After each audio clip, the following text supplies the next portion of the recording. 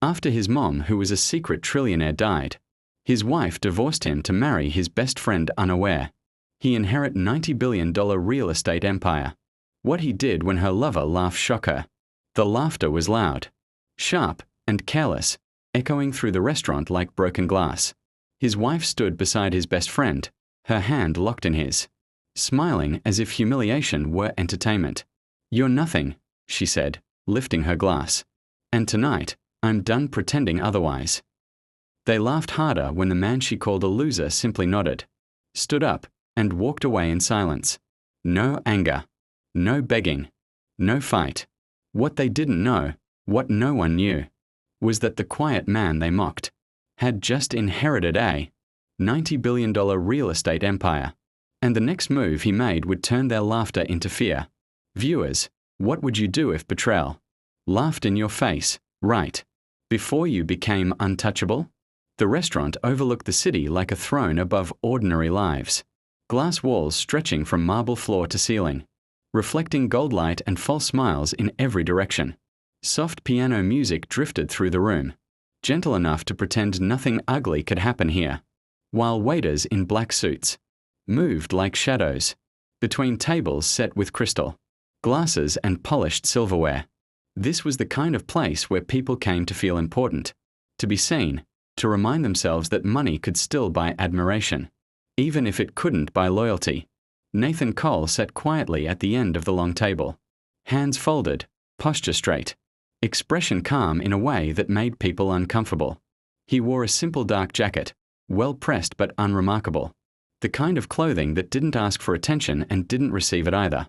Around him sat Samantha, his wife of 6 years, her parents, her siblings, a few close friends, and beside Samantha, leaning a little too close, was Victor Hale. Victor was Nathan's best friend. Or at least, he had been. Victor laughed loudly at something Samantha's father said, his confidence filling the space like smoke. He wore a tailored suit that cost more than Nathan's entire outfit, his watch catching the light every time he raised his glass. He enjoyed being watched, enjoyed the approval that came easily to men who knew how to perform success. Every laugh from the table fed him, and every glance Samantha gave him only made him lean closer. Nathan noticed everything. He always did. He noticed the way Samantha no longer sat beside him but angled her body toward Victor instead. He noticed the way her hand rested casually on Victor's arm, as if it had been there many times before and forgotten how to leave. He noticed how conversations skipped past him, how his words, when he spoke, landed softly and disappeared, while Victor's comments drew laughter and applause. What Nathan didn't do was interrupt. He didn't confront. He didn't ask questions whose answers he already knew. The drinks kept coming. Wine turned into champagne, and champagne loosened the careful restraint Samantha had been holding all evening. Her laughter grew sharper, her eyes brighter, her confidence fueled by the attention and the silent approval of everyone around her. This was her audience, and she had reached the moment she had been rehearsing in her mind for weeks. She stood. The sound of her chair scraping against the marble floor cut through the music, drawing every eye to her. Nathan looked up slowly, meeting her gaze. For a brief second, something unreadable passed between them. History, memory, a shared life now reduced to a moment standing on fragile glass. Samantha lifted her champagne flute, the crystal trembling slightly as the bubbles shimmered under the chandelier. "I think it's time to stop pretending," she said, her voice smooth, confident, practiced. "We are all adults here." Her mother smiled knowingly. Her father leaned back, arms crossed, already satisfied. Victor didn't move, but the corner of his mouth curved upward as if he already knew the ending. Samantha turned fully toward Nathan, her eyes cold now, stripped of whatever warmth they once held. "I'm divorcing you," she said clearly. "I've wasted enough years playing wife to a man who never amounted to anything." A few people gasped, not in shock, but in excitement. This was drama, and they were enjoying it. She didn't stop. "And honestly," she continued, her grip tightening around the glass, "I deserve better. Someone ambitious. Someone respected. Someone like Victor." Victor finally stood beside her, placing a hand at her waist as if claiming property. Laughter rippled around the table, some awkward, some cruel, some openly amused. Samantha's brother clapped once. Her father raised his glass. Her mother nodded approvingly. Nathan felt the weight of their eyes, waiting for him to react, for anger, for embarrassment, for pleading. This was the moment they expected him to break. Instead, he smiled. Not a wide smile. Not a weak one. Just a small, controlled curve of the lips that didn't reach his eyes. He pushed his chair back gently and stood, buttoning his jacket with steady hands. "If that's what you want," he said calmly, his voice low but clear, "then I wish you both the life you deserve." Victor laughed openly now, shaking his head as if amused by Nathan's composure. "See," Victor said loudly to the table. "That's the problem. No fire. No drive. That's why he'll always be nothing." The laughter hit harder this time. Nathan didn't respond. He picked up his coat, glanced once more at Samantha, not with anger, not with sorrow, but with something far more dangerous, finality, and turned toward the exit. As the doors closed behind him and the city lights swallowed his silhouette, none of them noticed the call he missed vibrating silently in his pocket. The call that would change everything. The hospital corridor smelled of antiseptic and quiet endings. A place where voices softened instinctively and footsteps lost their urgency. Nathan walked alone beneath the pale fluorescent lights, his coat still hanging from his arm, his mind suspended somewhere between humiliation and exhaustion. The city outside felt unreal now, like a stage he had already stepped away from, while this narrow hallway carried the weight of something far more permanent. A nurse approached him near the end of the corridor, her expression respectful in a way that suggested she knew exactly who he was, even if he didn't yet know why. She spoke his name carefully, as if it was something fragile. "She's been waiting for you," the nurse said. "She asked that no one else be present." Nathan nodded without speaking and followed her to the private room at the far end, where the lights were dimmed and the noise of the hospital seemed to fade into nothing. The door opened quietly, and he stepped inside. His mother lay in the bed, smaller than he remembered, her once commanding presence softened by age and illness. Yet her eyes remained sharp, observant, and unmistakably alive. Eleanor Cole had always carried herself with restraint, the kind of woman who never raised her voice and never explained herself, unless she chose to. To the world, she was simply a retired business consultant who preferred privacy and disliked attention. To Nathan, she was the woman who taught him discipline, humility, and the value of silence. He moved closer, pulling a chair to her bedside, taking her hand gently. "You look tired," he said. She smiled faintly. "So do you." Which tells me tonight did not go as planned. Nathan exhaled slowly, surprised but not entirely shocked. His mother had always known things without being told. "Samantha wants a divorce," he said plainly. "She's with Victor." Eleanor's eyes didn't widen. She didn't gasp. She simply closed them for a moment, as if confirming something she had already expected. "Then the timing is unfortunate," she said quietly. Nathan frowned. "Timing?" She looked at him again, her gaze suddenly heavy, deliberate. "There are things I never told you," Eleanor said. "Things I worked very hard to keep away from your life. I wanted you to be a man before you became an heir." The word hung between them, unfamiliar and unsettling. Heir to what? Nathan asked. Eleanor squeezed his hand with what little strength she had left. "To everything," she said. The door opened softly behind them, and a man in an impeccably tailored suit stepped inside, followed by a woman carrying a leather-bound folder. Both moved with the confidence of people accustomed to power and discretion. The man introduced himself as Martin Graves, legal counsel. The woman, Helena Wright, chief financial officer. Eleanor gestured weakly toward them. "They've managed the empire for decades," she said. "In shadows, just as I did." Nathan felt a strange pressure building in his chest, confusion colliding with disbelief. "Empire," he repeated. Helena opened the folder and placed it carefully on the bedside table, sliding documents forward with calm precision. "Global real estate holdings across 47 countries," she said. "Commercial districts, ports, private cities, government-leased land. Conservative valuation places it just over $90 billion. Nathan stared at the papers, numbers blurring as his mind struggled to keep up. "That's not possible," he said. "You worked as a consultant." Eleanor smiled again, this time with a trace of sadness. "I allowed people to believe what made them comfortable," she said. "Power attracts danger. I chose invisibility instead." She coughed softly, the sound thin and fragile. "When your father died, I built quietly. I never wanted wealth to define you or corrupt your judgment. That's why you lived simply.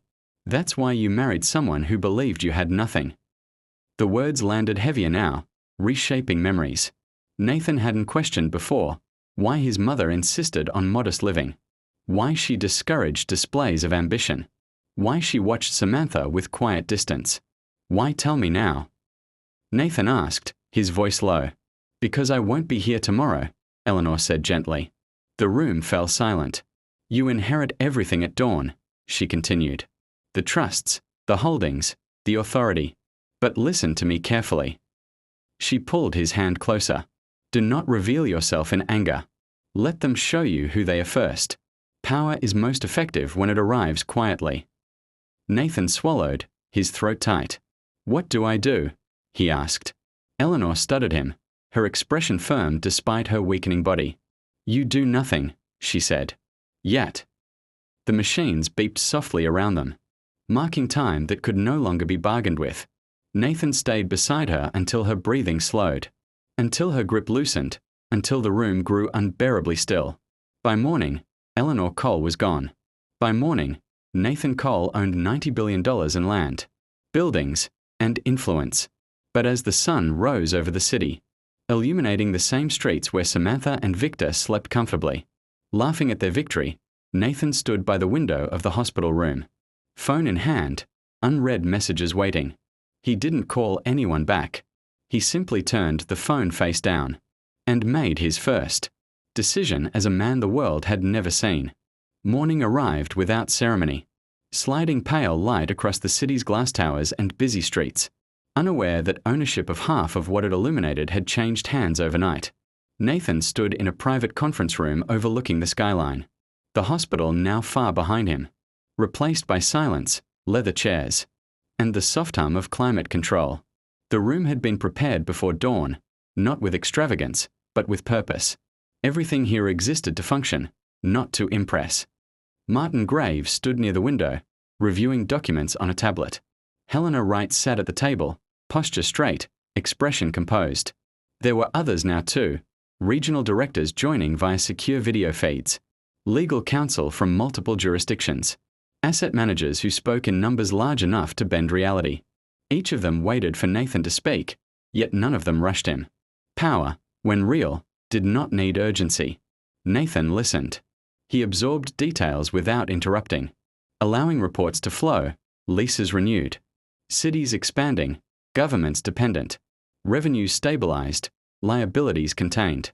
The empire his mother had built unfolded before him not as chaos, but as a living system, disciplined and patient, mirroring the woman who had created it. When the final presentation ended, the room fell silent. "What are your directives?"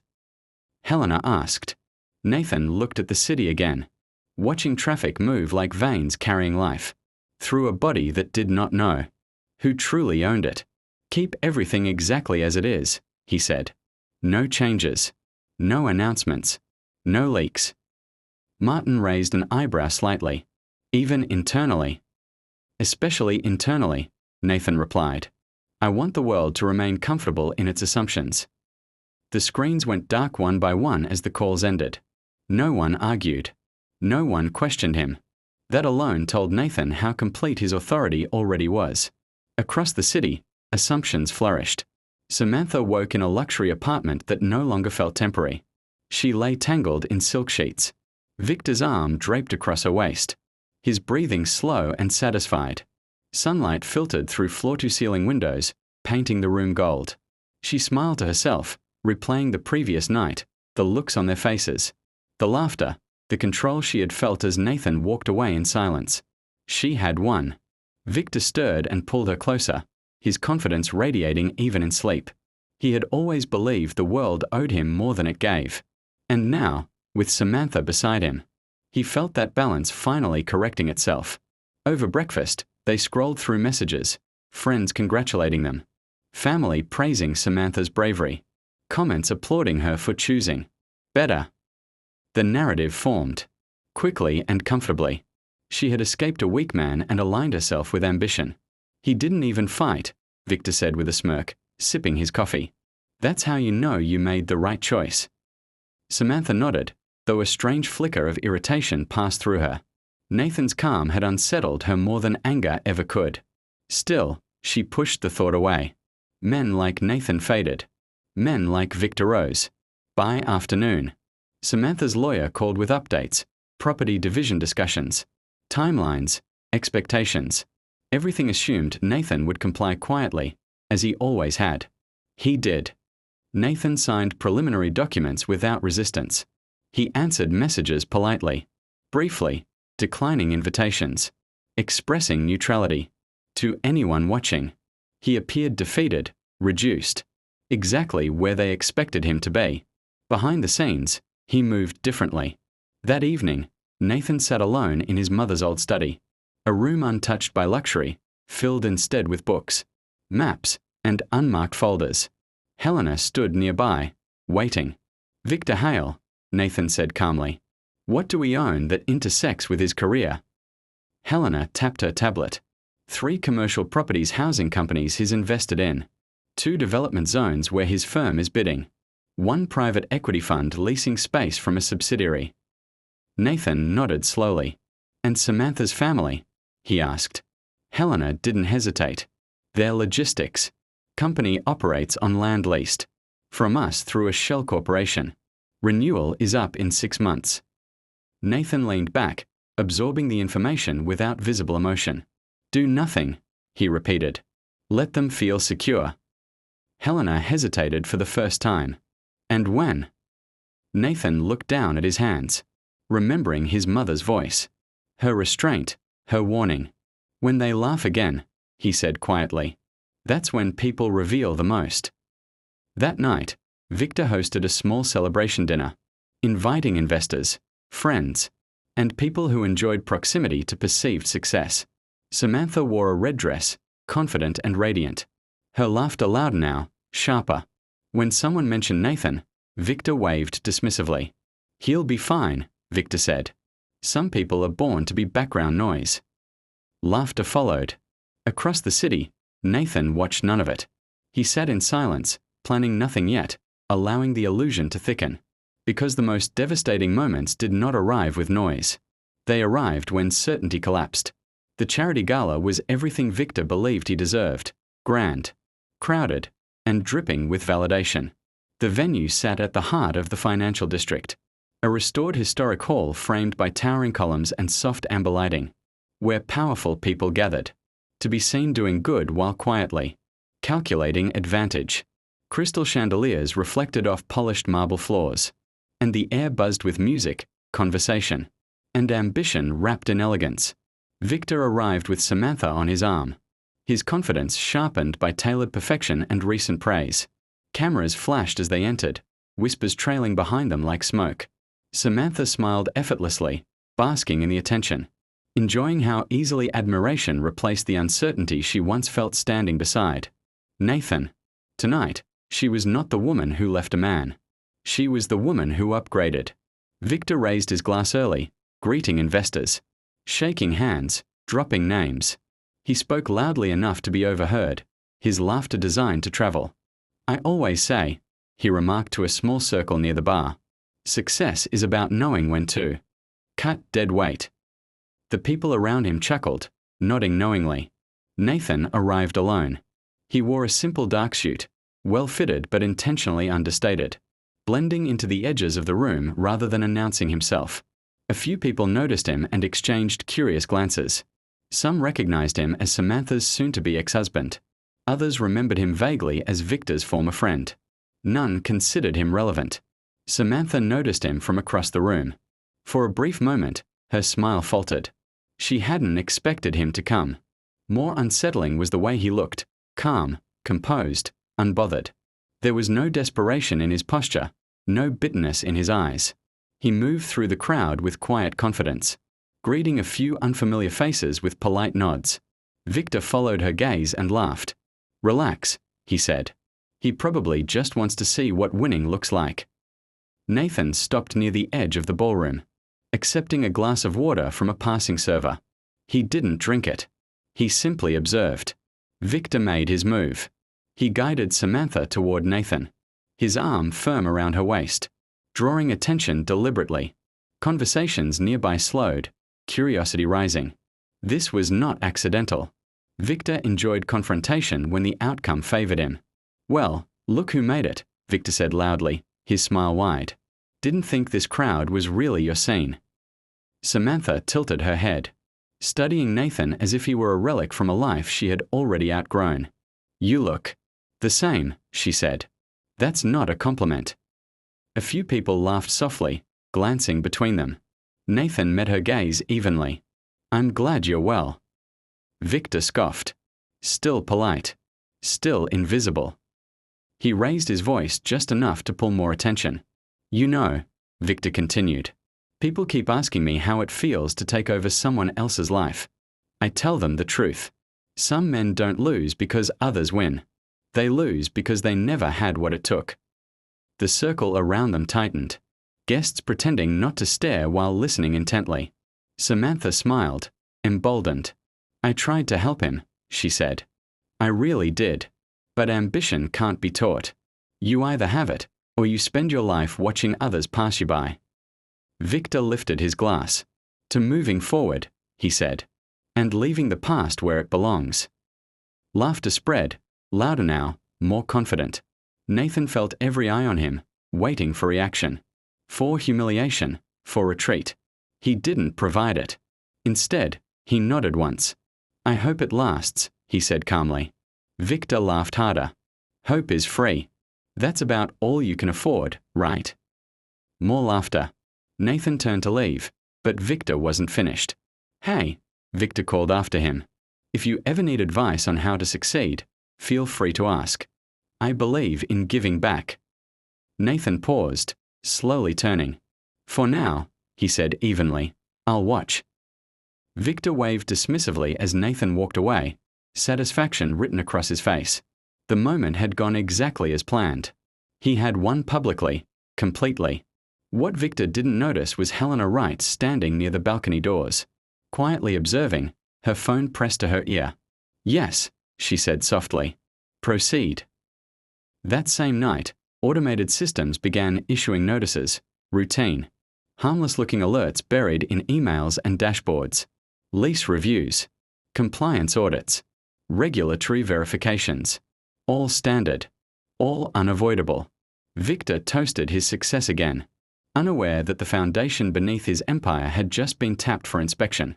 Laughter echoed through the hall as the orchestra swelled. It would be the last time he laughed so easily. The collapse did not arrive with sirens or shouting. It came quietly, the way real power moved.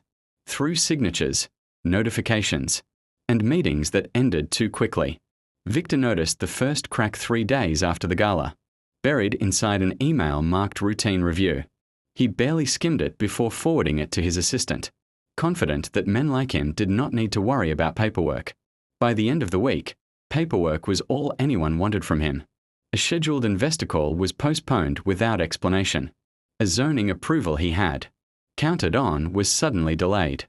Pending ownership. Verification. One of his firms lost access to its operating accounts for a compliance check that should have taken hours but stretched into days. Victor told himself it was coincidence, that bureaucracy always resisted progress. But the ease with which obstacles appeared began to erode his certainty. Samantha noticed the shift before he did. Victor's laughter became shorter, forced. His phone never stopped vibrating, and when it did, he stared at it as if willing it to behave. Dinners were cancelled. Meetings moved behind closed doors. At night, he lay awake, scrolling through numbers that no longer aligned with the confident future he had promised her. "Something's off," Samantha said one evening, standing by the window of their apartment, watching city lights flicker below. "You're distracted." Victor forced a smile. Just pressure. That's what success feels like. But pressure didn't explain the letter that arrived the next morning. The envelope bore no branding, no flourish. Inside was a notice informing Victor that the lease for his flagship development property would not be renewed under existing terms. The landowner, a holding company he had never heard of, was exercising its rights to restructure. Victor laughed when he read it. They can't do that, he said. This project doesn't exist without me. He placed the letter aside and made a call. The call went unanswered. By noon, 3 more notices arrived. Different subsidiaries, different properties, same language, same calm finality. Victor's confidence cracked. He stormed into his office, demanding explanations, answers, names. His legal team scrambled, their reassurances thinning as facts replaced optimism. Every affected property traced back to a web of shell companies so complex, they seemed deliberately designed to obscure their origin. Who owns them? Victor demanded. His head lawyer hesitated. One controlling entity. And that is. The lawyer swallowed. Cole Holdings. The name settled into the room like smoke. Victor laughed again, louder this time, sharp and brittle. Cole, he scoffed. As in Nathan Cole. No one joined his laughter. Across the city, Nathan sat in his mother's study, hands folded, watching the same city move as it always had. Helena stood beside him, composed. They've discovered the connection, she said. Earlier than expected. Nathan nodded. Good. He hadn't raised his voice once. He hadn't made threats. He had simply allowed ownership to speak for itself. That afternoon, Samantha arrived at Victor's office unannounced. She found him pacing. Jacket discarded, tie loosened. The polished image she loved visibly unraveling. Papers covered his desk like debris after a storm. What's happening? She asked. Victor turned toward her, his expression defensive, strained. Nothing I can't handle. She didn't believe him. Victor, she said slowly. Why does every problem seem to lead back to the same name? He froze. She stepped closer. Why does everything trace back to Nathan? The question hung between them, heavy with dread. Victor exhaled sharply. Because your ex-husband is not who we thought he was. Samantha felt her chest tighten. What do you mean? Before he could answer, Victor's phone rang. This time, he answered. The voice on the other end was calm, professional, unhurried. Mr. Hale, the voice said, this is Helena Wright, CFO of Cole Holdings. I'm calling to formally introduce our new chairman. Victor's mouth went dry. You already know him, Helena continued. Nathan Cole. The line went dead. Victor stared at the phone, his reflection distorted in its black screen. Samantha backed away slowly. That's not possible, she whispered. He had nothing. Victor laughed weakly, the sound hollow now. He had everything. That evening, they attended one final meeting, hoping for negotiation, for mercy, for explanation. Nathan entered the room last, dressed simply, his presence quiet but absolute. Conversation stopped. Victor tried to speak first, forcing a smile that no longer convinced. Look, he said, this has gone far enough. Let's be reasonable. Nathan met his gaze steadily. You laughed at me, he said calmly. In public. Repeatedly. Victor scoffed, reflexively. So what? You're going to ruin me over pride. Nathan shook his head slightly. No, he said. I'm going to let you experience life without leverage. He turned to Samantha. She couldn't meet his eyes. I never lied to you, Nathan said quietly. You just never thought I mattered. The room felt smaller. Nathan picked up his coat and headed for the door. As he reached it, Victor spoke again, his voice cracking. You could stop this. Nathan paused, then answered without turning. I already did, he said. You just didn't notice when the laughing ended. The door closed, and for the first time since she had raised her glass in celebration, Samantha understood the true cost of mocking a man who never needed to announce his power. Comment below, what would you do if the people who betrayed You suddenly realized you were untouchable? Like this video if you believe patience is the strongest form of revenge. Subscribe for more powerful, emotional stories that reveal hidden truths and life-changing lessons.